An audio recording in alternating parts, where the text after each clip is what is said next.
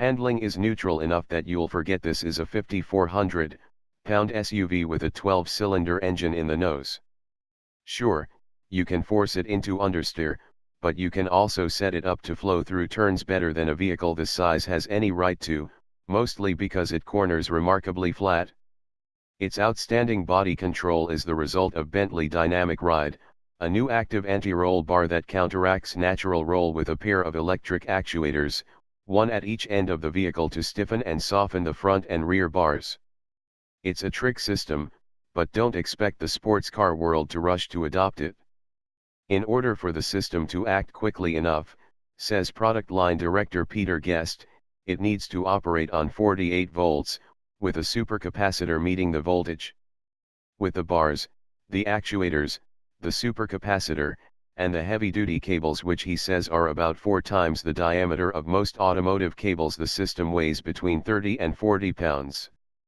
Bentley chief executive Wolfgang Duerheimer says Bentley Dynamic Ride is technically capable of leaning the Bentayga into a turn, motorcycle style, but, in the interest of passenger comfort, the company stopped short of allowing that capability. We'd be quite interested to see what sort of impact that would have on cornering.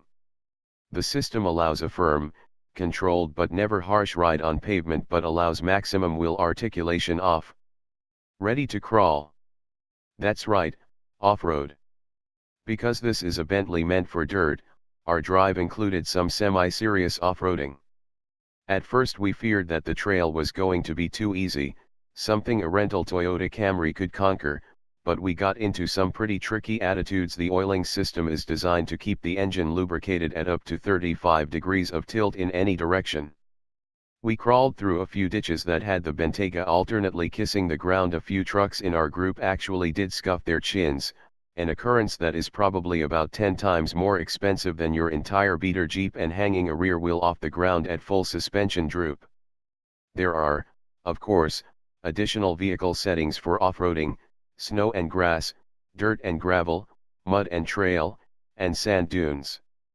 There are 2 suspension settings that raise ground clearance a little or a little more. Bentley declined to provide specific figures.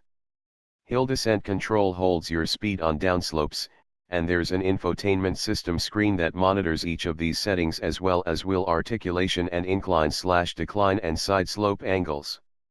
Also, the front parking camera is well suited to peeking over sharp crests for a better view of what's out of sight below the Bentayga's domed hood.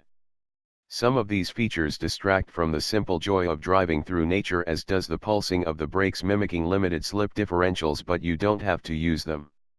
They turn off automatically above 47 mph in case you accidentally drive onto pavement with them still engaged. At the end of the trail, Bentley had positioned a car washing crew, but we waved them off and finished our drive proudly, wearing a fine dusting of ruddy dirt over our Bentayga's immaculate verdant green paint.